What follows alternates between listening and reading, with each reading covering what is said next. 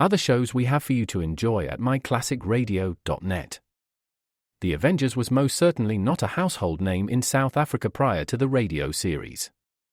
With no national television service until 1976, the mechanism simply was not present in the country to show television programs to mass audiences. While many other countries reveled in the filmed adventures of John Steed and company, South Africa was not equipped to join in the fun.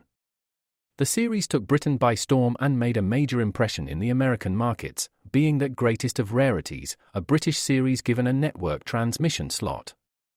However, as a filmed series, rather than a videotaped one, The Avengers was able to gain a modicum of exposure in South Africa through film rentals. Come and listen at myclassicradio.net.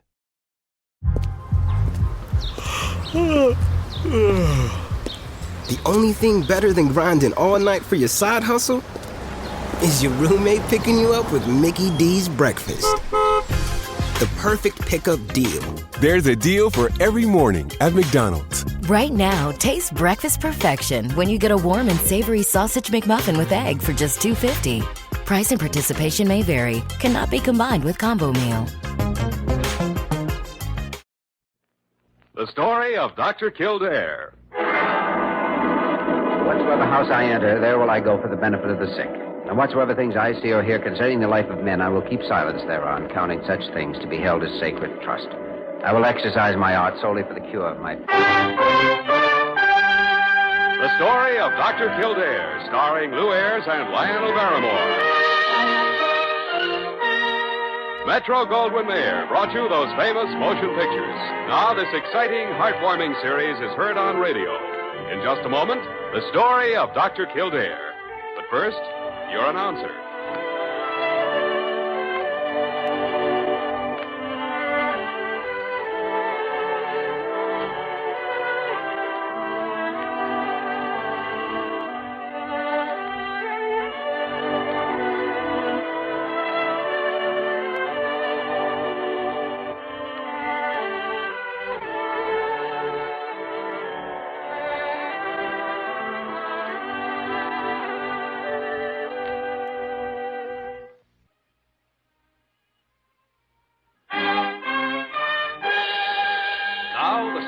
Dr. Kildare, starring Lou Ayres as Dr. Kildare and Lionel Barrymore as Dr. Gillespie.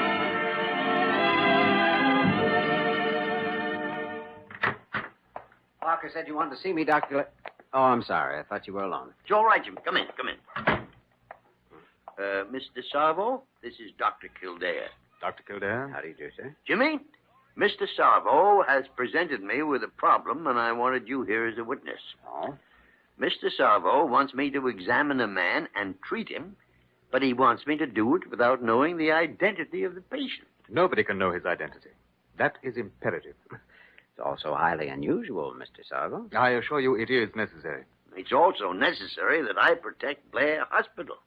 I don't understand. Oh, that should be rather simple to understand, Mr. Sarvo. For all Dr. Gillespie knows, you may be asking him to treat a criminal or something, a man wanted by the law. No, I give you my word. The man you will treat is not a criminal. Quite the contrary. Well, then why can't you tell me who he is? Dr. Gillespie, I can't even give you a reason. All I can say is that I hope someday I may be able to explain it to you. Oh, there's one thing we're entitled to know. You didn't choose Blair Hospital and Dr. Gillespie out of thin air for this case. The choice was made after extensive inquiry. Dr. Gillespie is reputed to be the finest internist available. How do you know your patient needs an internist? Because of the symptoms. Severe abdominal pain, general malaise, insomnia. Doctor, it is my understanding that you cannot refuse to treat a patient simply because you do not know his identity. Oh, just a moment, Mr. Sarvo. Dr. Gillespie hasn't refused treatment. Then there's nothing further to discuss, is there? I will reserve 2 rooms here at the hospital for tomorrow morning. I'll occupy one of them so that I may be close at hand. And your patient will be admitted to the other under the name of John Smith. John Smith. All right. Bring him in the morning and we'll have a look at him. Thank you, gentlemen. I wish I could tell you what a tremendous trust is being placed in your hands. Oh, just a moment, Mr. Sarvo. Dr. Gillespie, according to the symptoms, we probably should run a GI series. Huh? Patient might as well be prepared for it anyway when he comes in, huh? Yes, of course, Jimmy, that's right. See that your John Smith takes no food or liquid of any kind after midnight tonight. Have him here and ready for examination at 8 o'clock in the morning. Any request you make will be granted, Doctor. Yeah. Any request will be granted, Doctor, except telling us who the patient really is. Someday, frustration of your curiosity will give you an ulcer. Oh, is that so? When did I ever go around sticking my nose into other people's business? What was that noise? I'll bet I know. Since when have you taken over the janitor's job? You were listening at the keyhole. That's what you were doing. Oh, I was not. No, you were so. You're just busting to find out who John Smith is. Why, Go on. Go back to your work and stop meddling. Well, you don't have to go hollering just because I'm interested in my job, you know. Women. Did you ever see anybody so nosy in all your life, Jimmy? Well, that's a delicate question. Oh, if a man wants to call himself John Smith, it's nobody's business but his own. Oh, I quite agree. Who the devil can he be picking such a silly name like that? Well, we may find out in the morning while we're finding out what's wrong with him.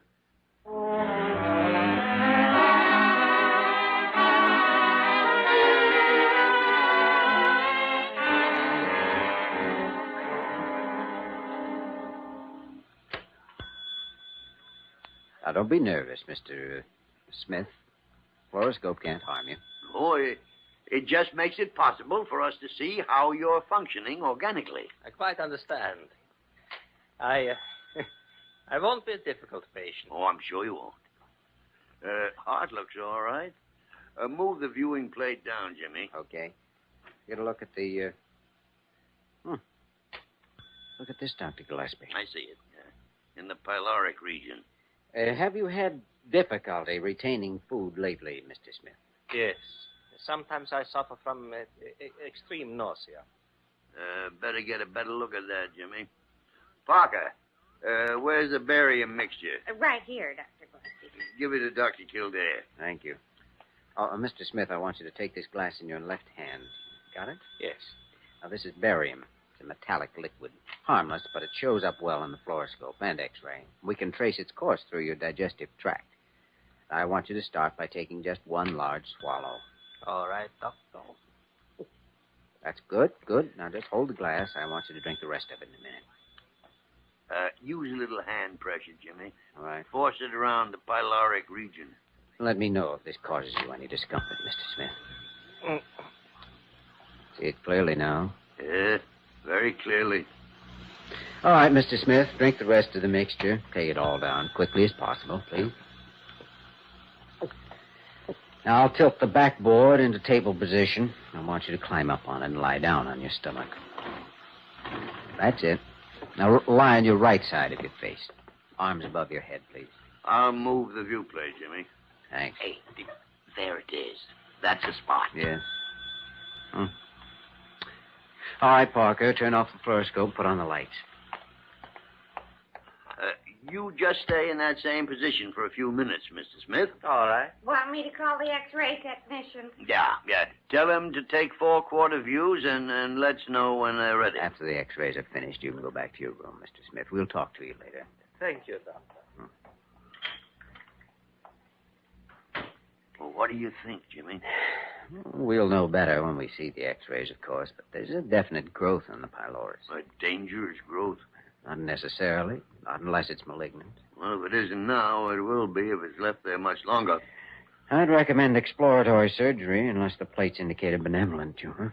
I am afraid that what we saw wasn't benevolent.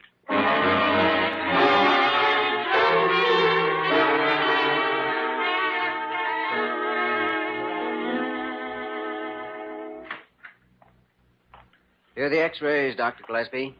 Oh, good. Let's have a look at them. I'm afraid they don't require very much looking. Yeah. You agree? All the appearances of carcinoma. That's what I thought. Well, it'll have to be removed. And in a couple of weeks at the most. If the growth spreads, the pylorus will be completely obstructed.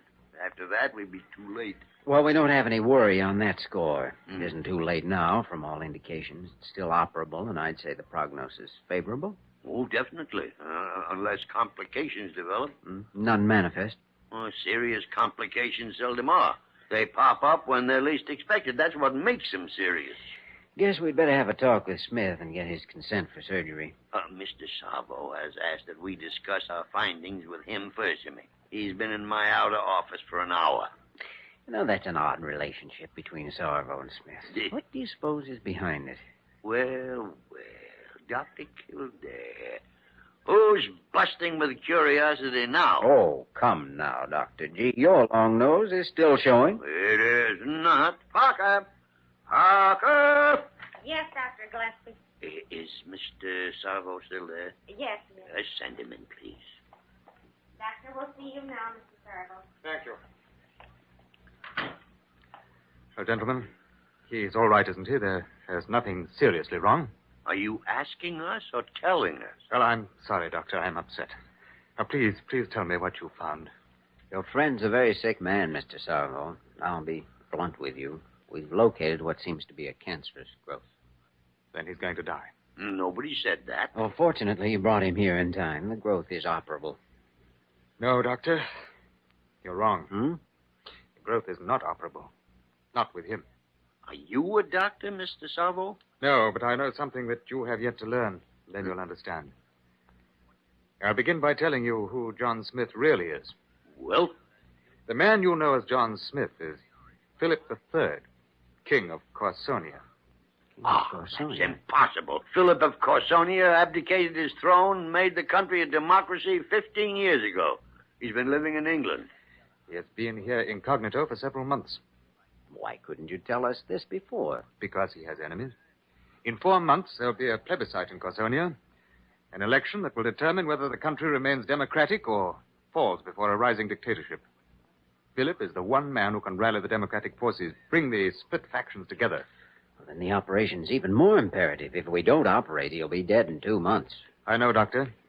But there's nothing you can do to save him. But we've told you that the whole... Just a minute, Jimmy, just a minute. I'm afraid we're dealing with more than cancer.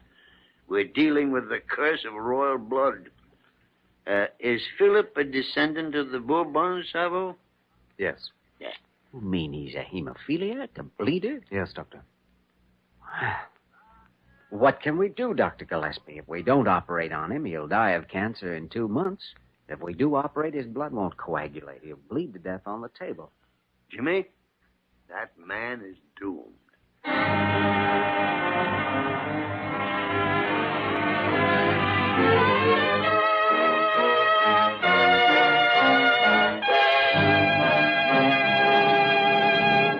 We return to the story of Dr. Kildare in just a moment.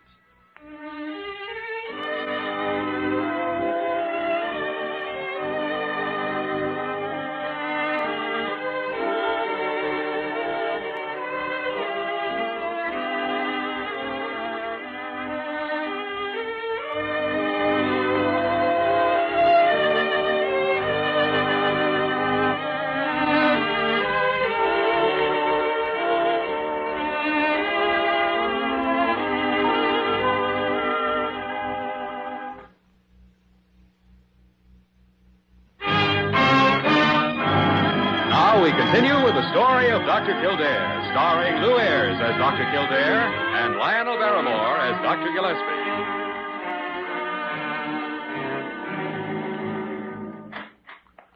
Dr. Gillespie. Well, Sunshine Carew, what's on your mind? Of course, my position as head of this hospital seems to mean nothing to some people I could name. But may I remind you, I do have certain rights. Did you come in here to read me the Constitution? I am speaking of my rights in this hospital. Oh. Why haven't I been informed that Blair Hospital is honored by the presence of His Royal Majesty, Philip III of Corsonia? What? Carew. How in tarnation did you find that out? That man's here incognito. You understand? I understand that you have tried to deprive Blair Hospital of the greatest publicity story in its history. Publicity? If one word of this leaks out, I'll cut out your giblets. But really, you expect me to ignore... How did you find out? I have my sources of information, Dr. Gillespie. Oh, so that's it, is it? Parker! Did you call me, Your Majesty? Doctor, go ahead. You nitwit. So that's why you've been practicing that funny bowing stuff. Well, for your information, it's not funny bowing stuff. It's what they do at court, and it's called a curtsy. Curtsy. With those pretzel legs of yours. Pretzel legs. Let me tell you. You tell me nothing. I'll tell you, both of you. A man is going to die, and the country he loves may die with him. Is that what you two blabbermouths want to turn into a publicity circus? Get out of here!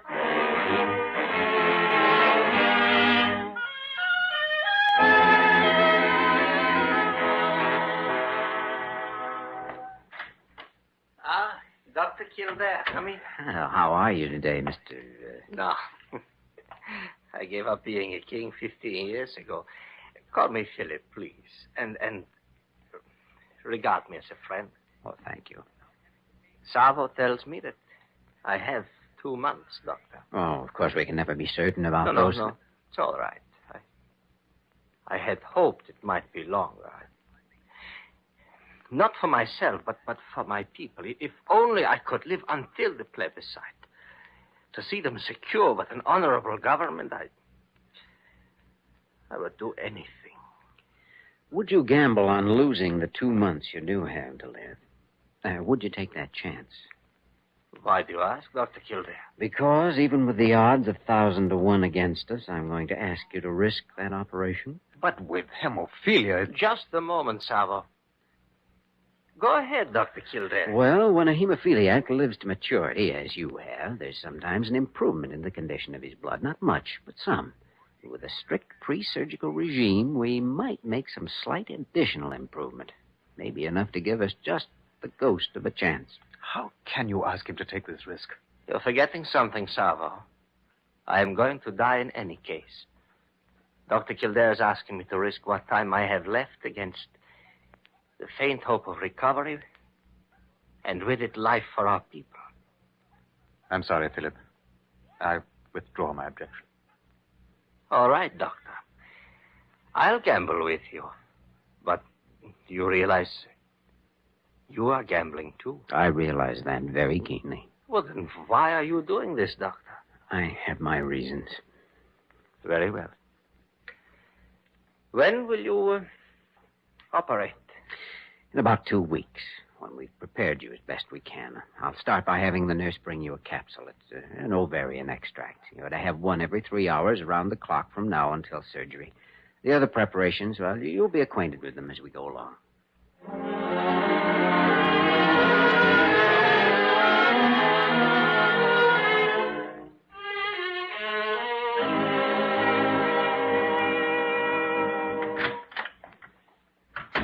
You sent for me, Dr. Gillespie? You know darn well I did. Sit down, Jimmy. Sit down. What are you up to? Why, I don't know what you mean. Do you think I'm deaf, dumb, and blind? What's behind those extracts you've been prescribing for Philip? Well, Dr. Gillespie, I've started him on a pre-surgery regime. A pre-surgery? Jimmy Kildare, have you gone mad? You've got to try it. Have you thought of what failure means? The life of one man who will die anyhow. Oh, I know that, but the world won't know about it, or about the odds against you. They'll only know that a king died under your scalpel, and your future as a doctor will die with him. I can't let that matter. Not in the face of what it means to his country, or what it may mean to the rest of the world. What does it mean to us? If Philip lives, it guarantees a democracy in Corsonia, a friendly nation in the strategic heart of Europe. Something to help balance our world against everything that might try to destroy it. And does my reputation mean more than that? Well, you're right, Jimmy. We've no choice. Let's have it. What have you planned? Oh, well, now, Dr. Gillespie, I can't ask you to share this. Oh, confound it, Jimmy Kildare. Don't you try pulling that on me. I brought you into this case, and we'll see it through together.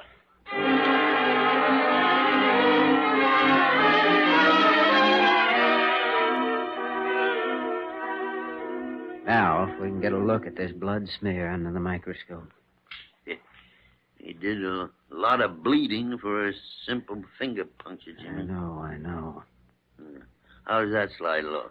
The platelet count's all right. Let's see. Above 250,000, but there's still a qualitative defect. That's the trouble. It won't clot. Type AB. We'll call a donor.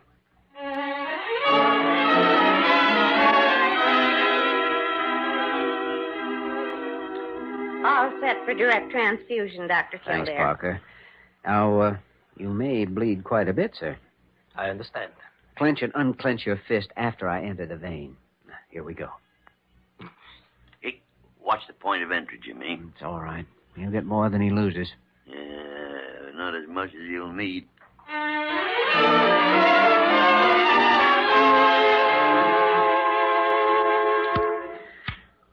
Platelets look a little better, Dr. G.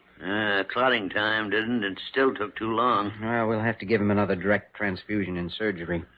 Parker, prepare an injection of fresh serum, 30 cc's. Intramuscular? Yes, Parker, but I'll administer it. I better repeat the same injection 24 hours before surgery. I will. But that'll be it, Dr. Gillespie. There's nothing else we can do. Yes, there is, Jimmy. Yes, there is.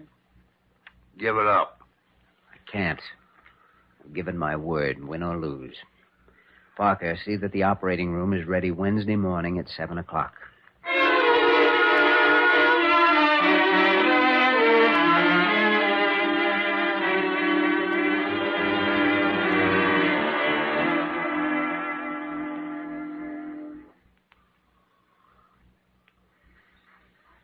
Scalpel, Parker. Yes, Doctor. How are those hemoclamps, Dr. Gillespie? All right. Jimmy, but hurry. No time for pathology. We've got to get out fast. Open the transfusion valve a little more, Parker. He isn't getting it fast enough. Carcinoma isn't too bad. I'll be finished in a minute. Oh, the cancer isn't our worry. Dr. Kildare. What is it, Dr. Mason? I'm not getting a pulse, Doctor. I can't stop. Quickly, Parker. Chloramine hypo. Here. I'll take it. Right into the heart muscle, Dr. Gillespie. There it is, Jimmy. Well, I've got all of the growth ready for suturing. Any response, Dr. Mason? No, I do. Wait a minute. Yes. Faint, but there's a pulse. Step up the oxygen, please. Watch those hemoclamps, Jimmy. I am, but we've got to close him up fast. Can't take much more blood from the donor. Pulse is holding evenly, Doctor, but still faint. We'll make it. We'll get him out alive, and we've got to keep him that way. That's a tough one, Jimmy. Yeah. Get those ice packs ready, Parker. Temperature change around the incision may help clotting. How about cannon applications? Try it. We'll try anything now. We've got nothing to lose.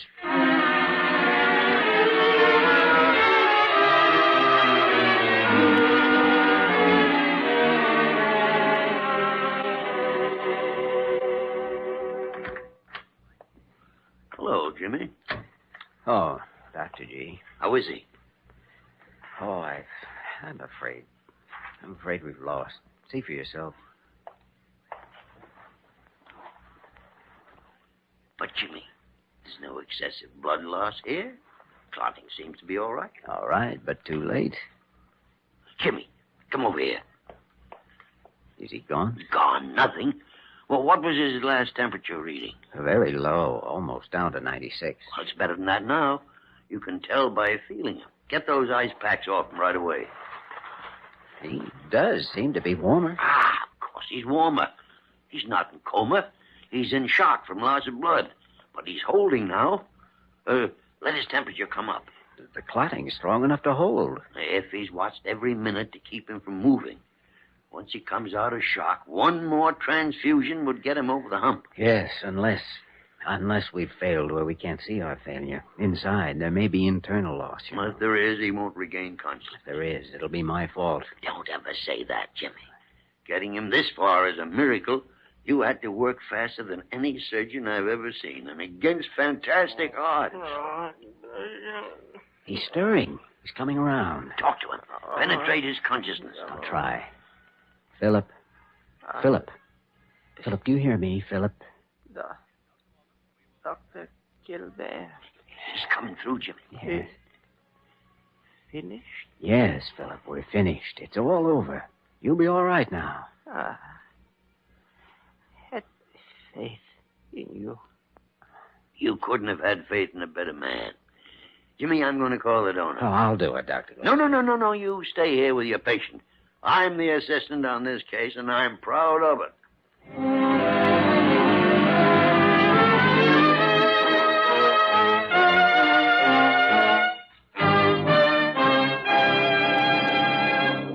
In just a moment, we will return to the story of Dr. Kildare.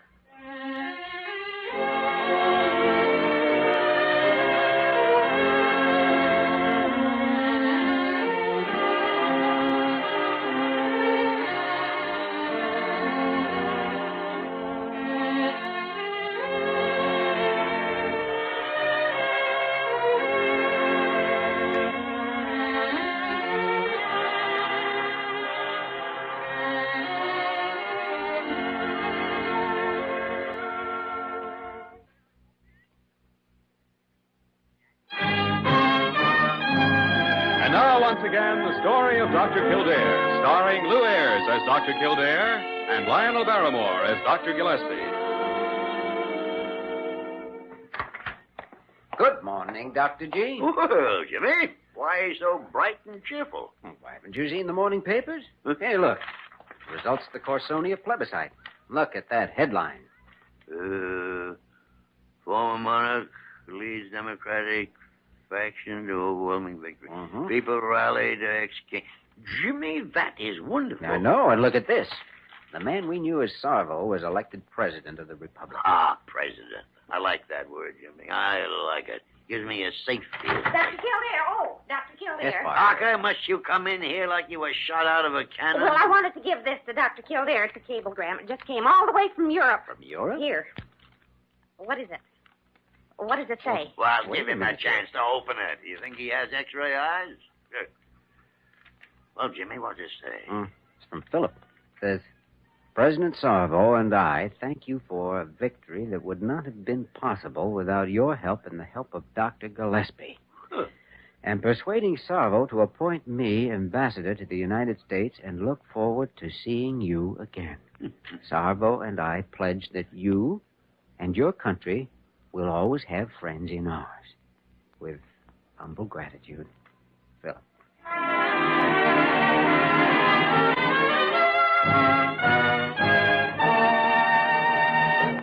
You have just heard the story of Dr. Kildare, starring Lou Ayres and Lionel Barrymore. This program was written by Joel Murcott and directed by Joe Bigelow. Original music was composed and conducted by Walter Schumann.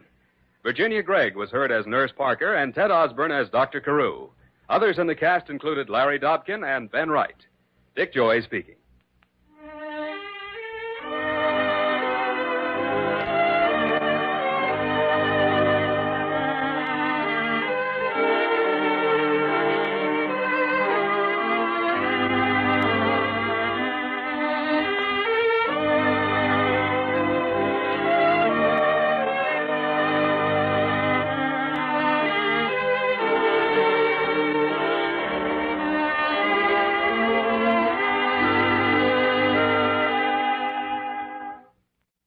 It's not easy being the one everyone counts on to keep the facility running, no matter the weather or supply chain hiccup. But we get you, Raymond in Buffalo, and Maria in Miami, Jules in Minneapolis, and Stan in Central Indiana, taking control of everything that's under your control. At Grainger, we're here for you with experienced branch staff at over 250 locations so you get the product you're looking for. Call clickgrainger.com or just stop by. Grainger, for the ones who get it done.